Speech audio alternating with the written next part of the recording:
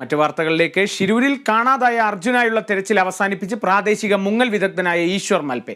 ഗംഗാവലിയിലെ ദൗത്യം അതീവ ദുഷ്കരമെന്ന് അദ്ദേഹം ദൗത്യ സംഘത്തെ അറിയിച്ചു. പലതവണ അടിത്തട്ടിൽ ഇറങ്ങിയെങ്കിലും കാഴ്ച ദുഷ്കരമെന്നും മാൽപെ പറഞ്ഞു.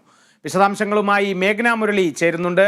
മേഘന, എങ്ങനെയാണ് ദൗത്യസംഘം ഇപ്പോൾ രക്ഷാദൗത്യം അവസാനിപ്പിച്ചിരിക്കുകയാണ്, ഈശ്വർ മൽപെ അടക്കമുള്ള സംഘം മടങ്ങിയിരിക്കുകയാണ്. എങ്ങനെയാണ് പുതിയ തീരുമാനങ്ങൾ, ദൗത്യം ഇനി എങ്ങനെ തുടരും എന്നുള്ള തീരുമാനങ്ങൾ, അതിനെക്കുറിച്ചുള്ള വിവരങ്ങൾ ലഭിക്കുന്നുണ്ടോ?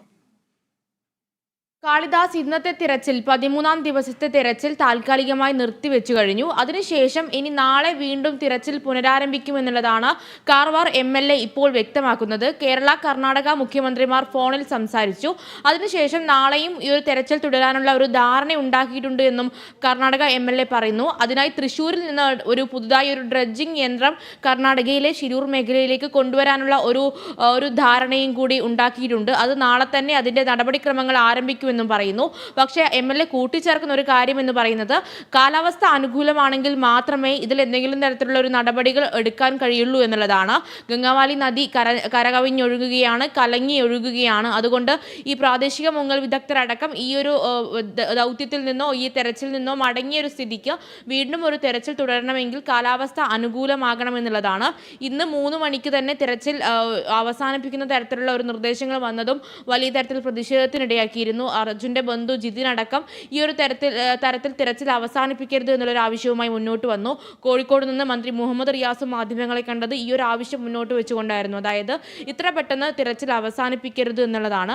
പക്ഷേ അതിൽ നേരത്തെ കാർവാർ MLA വ്യക്തമാക്കിയിരുന്നത് തിരച്ചിൽ അവസാനിപ്പിക്കുന്നു, ഇനി 4 ദിവസത്തിന് ശേഷം തിരച്ചിൽ പുനരാരംഭിക്കും എന്നുള്ളതാണ്. കാരണം ഒരു ഡ്രഡ്ജിംഗ് യന്ത്രം തമിഴ്നാട്ടിൽ നിന്ന് വരേണ്ടതുണ്ട്. അതിന് 4 ദിവസം റോഡ് മാർഗം ഇവിടെ ഷിരൂരിലെ മേഖലയിലേക്ക് എത്തണമെങ്കിൽ 4 ദിവസം എടുക്കും. അത് കഴിഞ്ഞ് വീണ്ടും രക്ഷാപ്രവർത്തനം തുടരാമെന്നായിരുന്നു അറിയിപ്പ്. മാത്രമല്ല വരുന്ന 21 ദിവസം ഷിരൂരിലെ മേഖലയിൽ ശക്തമായ മഴയ്ക്ക് സാധ്യതയുണ്ട്. അതുകൊണ്ട് ഈ ഗംഗാവാലി നദിയിൽ ഇനിയും മുങ്ങൽ വിദഗ്ധർ പരിശോധന നടത്തുന്നത് ഒരു ദുഷ്കരമായിരിക്കും എന്നുള്ളതാണ് MLA വ്യക്തമാക്കിയത്. പക്ഷേ പിന്നീട് മുഖ്യമന്ത്രി കർണാടക സർക്കാരിന് കത്തയക്കുകയും കേരള മുഖ്യമന്ത്രി കർണാടക സർക്കാരിന് കത്തയക്കുകയും അതിലൊരു തീരുമാനം, നാളെയും മണ്ണുമാറ്റി പരിശോധന നടത്തുമെന്നുള്ളൊരു തീരുമാനം വന്നിട്ടുണ്ട്.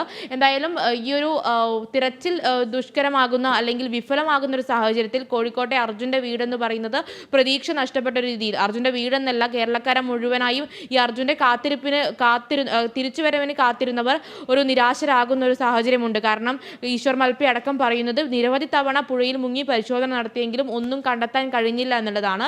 അതായത് കഴിഞ്ഞ 4 ദിവസമായി ഈ ഒരു പരിശോധന നടക്കുന്നു. അതിൽ 4 സ്പോട്ടുകളാണ് റഡാറും അത്യാധുനിക സാങ്കേതിക വിദ്യകളും ഉപയോഗിച്ച് കണ്ടെത്തിയിട്ടുണ്ടായിരുന്നത്. ഈ 4 സ്പോട്ടുകളിലും സൂക്ഷ്മമായിട്ട് നിരന്തര പരിശോധനകൾ നടന്നെങ്കിലും ഒരു സംഭവവും, അതായത് ഈ കാര്യത്തിൽ ഒരു വ്യക്തത വരുന്നില്ല എന്ന കാര്യമാണ് ഇപ്പോൾ ഈശ്വർ മൽപെ അടക്കം വ്യക്തമാക്കുന്നത്. ഇവിടെ നിന്ന് ഈ ഫിഷിംഗ് ബോട്ടുകളടക്കം എടുത്ത് ഈശ്വർ മൽപെയും സംഭവ സ്ഥലത്ത് നിന്ന് മടങ്ങിയിട്ടുണ്ട്. എന്തായാലും ഇനിയുള്ള ഒരു പ്രതീക്ഷ എന്ന് പറയുന്നത് നാളെ തൃശ്ശൂരിൽ നിന്നൊരു ഡ്രഡ്ജിംഗ് യന്ത്രം കൊണ്ടുവരുമെന്ന് പറയുന്നു. അങ്ങനെ ഇനിയും മണ്ണ് മാറ്റി പരിശോധന നടത്താനുള്ള ഒരു തീരുമാനം ഇപ്പോൾ MLAയുടെ ഭാഗത്തു നിന്ന് അറിയിച്ചിട്ടുണ്ട്. എന്തായാലും ഒരു സമാന്തര യോഗത്തിന് ശേഷം ഒരു വാർത്താക്കുറിപ്പ് കർണാടക റവന്യൂ മന്ത്രിയുടെ ഭാഗത്തു നിന്ന് ഒരു വാർത്താക്കുറിപ്പ് ഉണ്ടാകുമെന്നും പറയുന്നു.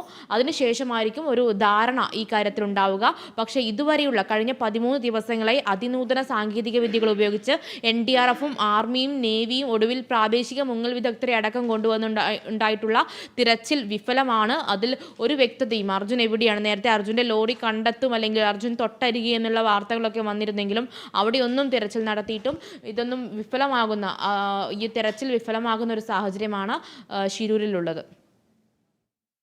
ശരി, ഷിരൂരിൽ കാണാതായ അർജുനായുള്ള തെരച്ചിൽ അവസാനിപ്പിച്ച് ഈശ്വർ മൽപെ അടക്കമുള്ള സംഘം തിരിച്ചു മടങ്ങിയിരിക്കുകയാണ്. അതേപോലെ തന്നെ നാളെയും മണ്ണ് മാറ്റിയുള്ള പരിശോധന തുടരുമെന്നും MLA അറിയിച്ചിട്ടുണ്ട്. ഇതിനെ സംബന്ധിച്ച കൂടുതൽ വിവരങ്ങൾ കുറിപ്പായി കളക്ടർ പുറത്തിറക്കുമെന്നും പുതിയ തീരുമാനമെത്തിയിട്ടുണ്ട്. കൂടുതൽ വിശദാംശങ്ങളാണ് മേഘന മുരളി നൽകിയത്.